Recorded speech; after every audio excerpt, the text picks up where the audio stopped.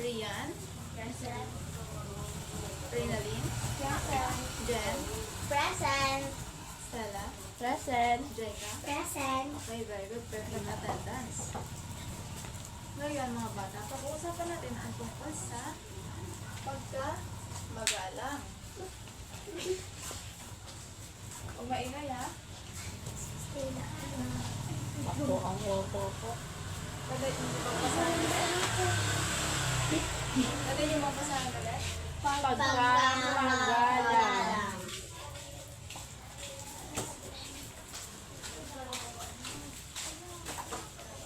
Ngayon mga bata, ano nga bang ibig sabihin ng pagiging magalang? At bakit nga ba mahalaga ang pagiging magalang? Jen.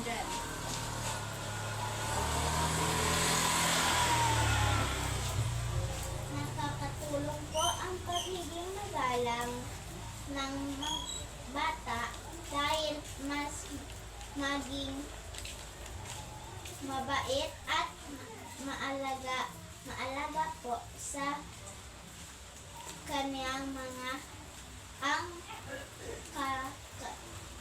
nakakatanda. Very good. Jeka, ikaw naman.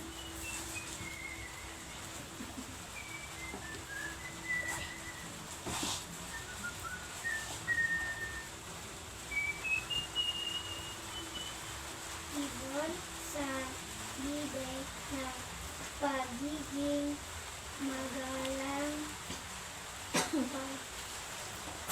mahalaga. Very good. So ngayon mga bata, may papakita sa picture na larawan na nagpapakita ng pagiging magalang.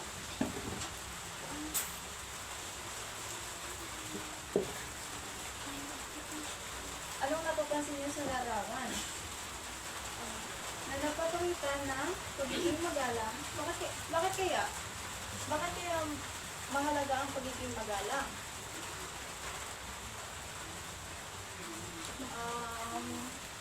Rian. Kasi nakakatulong po sa mga bata para magkaroon ng respect. Very good. Mary Jane, ikaw. Para maging alam ko po, kasi may nakakatulong.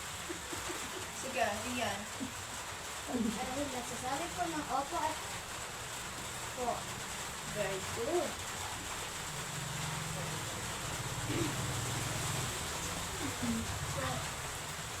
So kayo ba? Magalang rin ba kayo?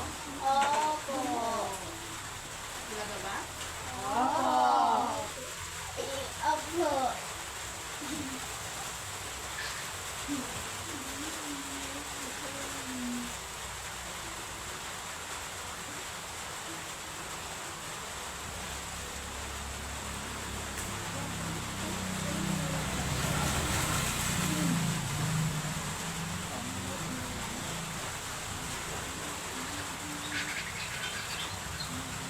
So ngayon, mga bata, may papasagutan ako sa inyo.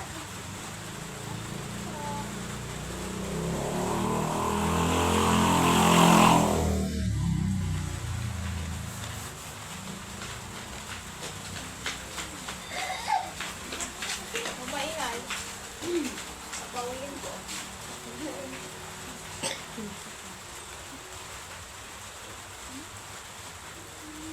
So ngayon, babasahin mo na yung teacher. Okay ba? Opo. Pagkatapos yung teacher basahin, kayo naman sasagutan niyo ito. Okay ba? Basahin ang bawat sitwasyon sa ibaba. Isipin kung ano ang sasabihin mo sa magalang nakaraan gamit ang po at opo. Sitwasyon 1. Nakita mo si Lola at gusto mo siyang batiin. Ano kayo pangangaraan? Jen. Nano po? Very good. Sitwasyon 2. May tinatanong ang inyong guro kung naiintindihan mo ba ang aralin. Opo. Very good. Ano pa? Ano kaya pwede mong sabihin sa guro ninyo?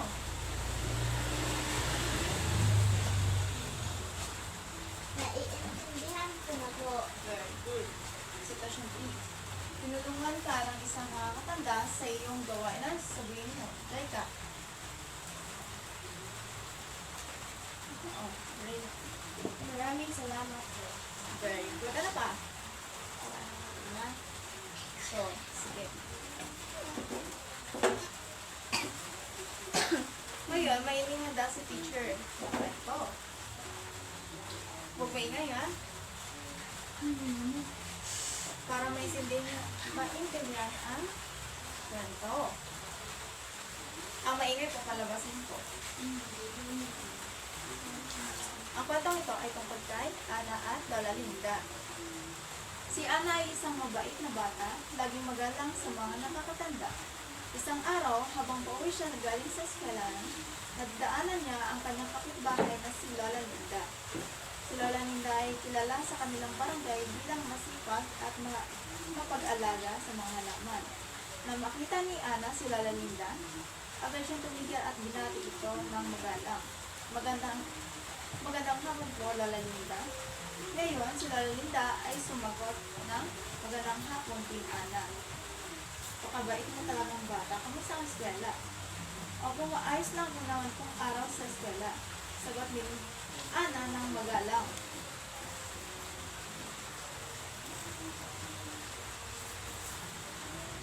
Habang nakinig, nakita ni Ana na may bitbit na mabigat na basket si Lola Linda na puno ng gulay. Lola Linda, gusto niyo po bang tulungan ko kayo? Mukhang mabigat po ang dala niyo, alok ni Ana. Salamat Ana, napakagaling mo talagang bata, sagot ni Lola Linda.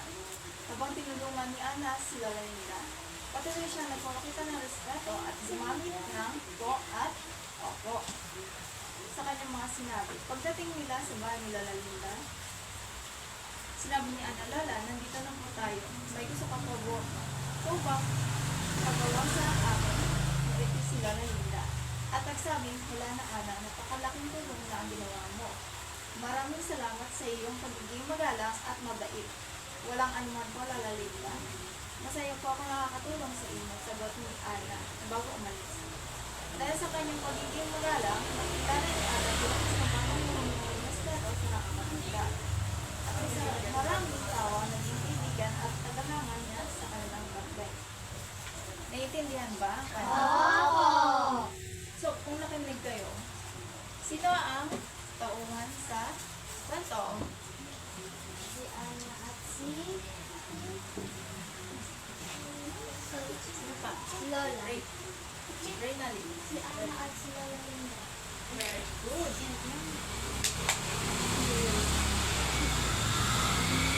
So, ngayon mga bata, kumuha ng papel at may magpagawa ko sa inyo.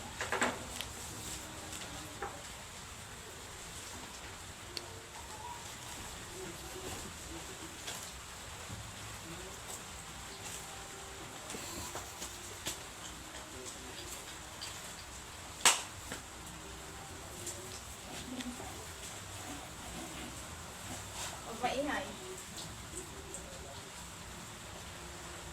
Sagutan ang sumusunod na pangkat. At mamaya, isa-isahin ko kayo.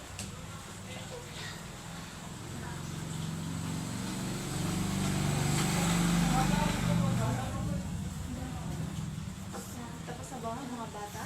Opo.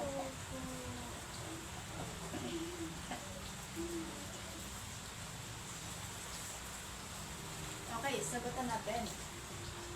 Sa pangkat 1, Chino, Stella, basahin mo na rin.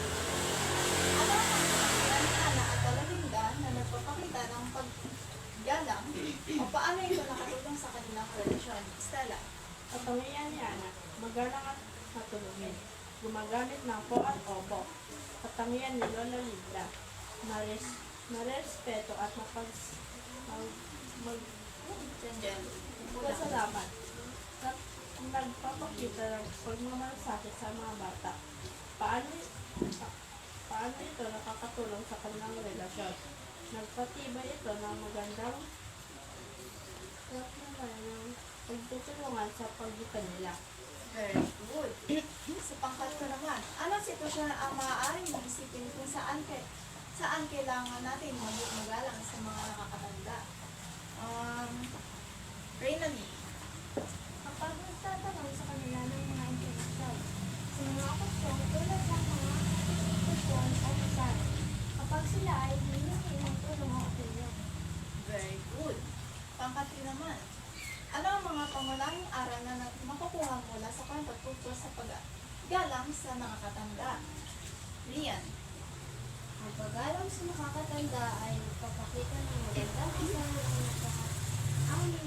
ang pagtulong sa ibang lalo na sa mga nakakatanda. Ang pagdulot ng magandang pagkakaroon din ng Very good. Ano pa? Anong mga halimbawa ng hindi magalang na asal ang dapat natin iwasan kapag nakapag-usap sa mga nakakatanda? Jaika. pagiging bastos o walang galang sa pagsalita. Very good. So, mga bata, stop mo ba, Abe? Oo, wala yun. So, mga bata, kunin ang iyong kwaderno at isulat ito sa inyong note.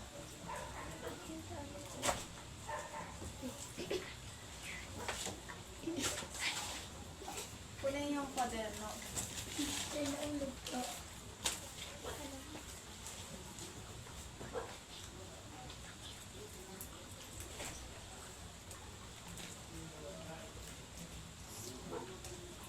Bukas, checkan natin to. Okay ba?